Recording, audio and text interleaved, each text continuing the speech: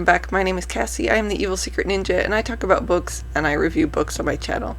And today I am doing my weekly reading wrap-up for January 24th. So these are all the books that I finished this week, what I'm currently reading, and what I plan to pick up next. And I will say that this week there were a couple of unexpected things that happened that made it so I have a little bit more time to read.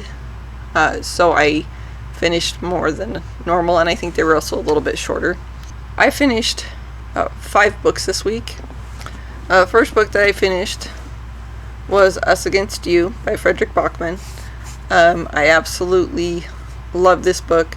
This is the second book in the Bear Town series, and this follows a small town that is obsessed with hockey. In the first book, there is a tragedy that happens that changes the whole dynamic of the town. Even though the last book I would say wrapped up really well and I thought that it had a great ending, this just took it a step further. I feel like I understood so many more of the characters on so many different levels. Fredrik Backman is really great at not just telling a story, but really exploring his characters and writing things in a way that are almost absurd, but very deep. As then he'll start. Typically his books start one way, and you think you know what's going on, and then they kind of switch halfway through.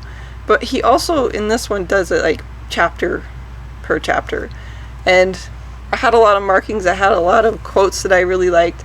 I almost wish that I could quote this whole book because it was just amazing. I have to admit I was a little apprehensive picking it up. Because the first book, the first half of the first book, is a lot about hockey and this town's obsession with hockey. And it wasn't until the tragedy happened that everything started to change and just kind of blew you away. And this one, it starts after the tragedy has already happened. What are the consequences of it? What sides do people take? Why do people believe lies over truth? This was a great book. I am very excited for the third one to come out. I know it's been written, it just hasn't been translated yet. So, Fredrik Backman is an awesome author. If you've never read Fredrik Backman, I would recommend picking something up from him. The next book that I finished was the Memoirs of Sherlock Holmes. This is the 4th book in the Sherlock Holmes series by Sir Arthur Conan Doyle. It's just a collection of short stories from Sherlock Holmes, and some of the cases were really cool, some of them were just kind of okay, but it is really fun to see, and I find that I'm kind of analyzing Sherlock Holmes. What kind of person is he?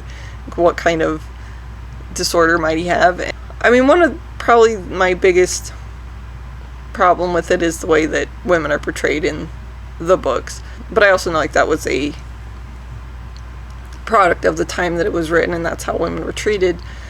But I also kind of liked the portrayal of mental illness. There are several men in the series and in the book that have some mental problems, and how is it described and what's done about it? Actually, not much. And Sherlock Holmes himself has clearly some mental health issues. He looks like, I would say probably some depression, and the way that he is and the way that he approaches things, probably some high-functioning autism, or as it used to be called, Asperger's. So yeah, it's been fun to read them. The next one that I finished was The Wilder Girls by Rory Power, and this is a dark academia about these girls at this boarding school, and there is some kind of illness on this island where they have their boarding school that has made it so they have to be separated from the rest of the world, and it kind of mutates their bodies, and there's some pretty gross descriptions of body horror and stuff like that. But they are trapped on this island. They get to leave every once in a while to leave the school every once in a while to get some food that is sent over from the CDC, and often the food is rotten and stuff like that. One of the girls ends up disappearing, and one of the other girls decides she's got to go find her and find out what's going on. And of course, there's more going on than everyone thinks. So this was kind of fun to read. Kind of gross. Definitely got some body horror stuff, so if you don't like body horror, don't pick it up. The next one was Circe by Madaline Miller, and this is based on Greek mythology.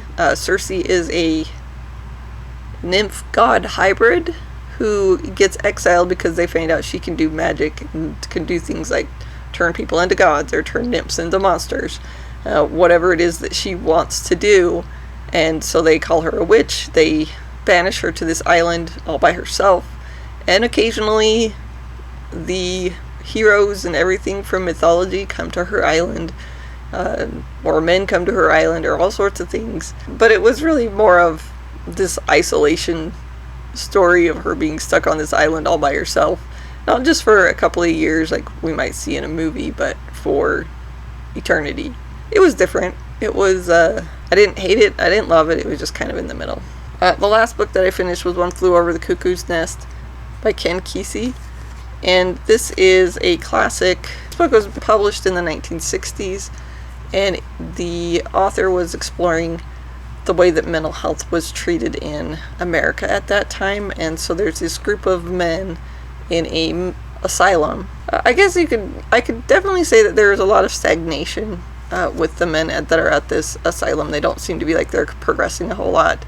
And then this guy comes, McMurphy, who he's a con man trying to get out of a work labor camp or prison, basically. So they've labeled him a psychopath and put him in the asylum. I mean, obviously, if you've seen the movie or if you've read the book, you know things don't. It's kind of a battle between him and the head nurse. I mean, it is right about the right time period for writing this book, when there was a lot of things that came out about how people were treated in mental institutions and asylums and things like that. And it was getting to the time when they closed a lot of them because they weren't treating people well, which was fine. They were not treating people humanely and everything like that. In the end, they didn't have anywhere else to go, so they ended up homeless. And absolutely, that is one of the biggest tragedies in the way that we treat mental health in the United States. Actually, a lot now end up in prison. It's really sad. And yeah, in the 60s, I don't think we knew as much about mental health as we do now. And it was, people weren't treated well there.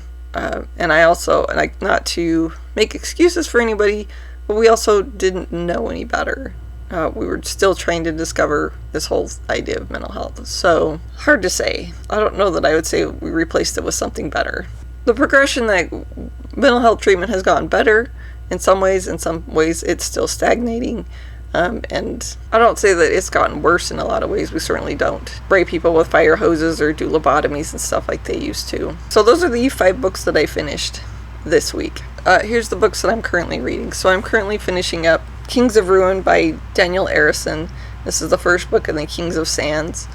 And so this just seems like a fairly straightforward fantasy. There's a war going on, some kind of strange relationships. It looks like the magic system is based that women have more of the magic. There were a lot of things in there that reminded me of Dune and stuff like that, so I can't say I've been enjoying it a whole lot. It's just kind of okay. The next one that I'm reading is The Color of Magic by Terry Pratchett, and this is the first book in the Discworld series. And this is supposed to be like an absurdist fantasy of a giant disc that has a world that exists on it that is standing on the back of elephants and swimming around through space on a giant turtle. And yeah, that doesn't hide that at all. Some of the things that happen, you kind of scratch your head, but I'm just trying to see, like, is there a story under all of this absurdism? There seems to be. So far I'm enjoying it. And then the last book that I'm reading is The Hidden Brain: How Our Unconscious Minds Elect Presidents, Control Markets, Wage Wars, and Save Our Lives by Shankar Vedantam.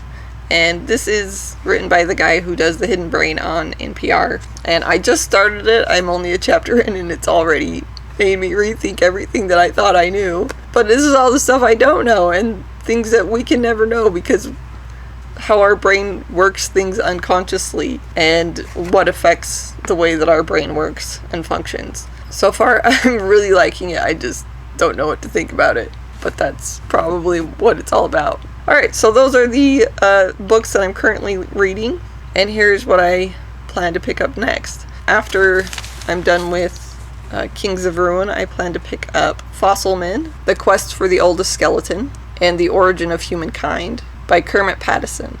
And I believe this is a book about archaeology and trying to find human ancestors and things like that. So it sounds fascinating.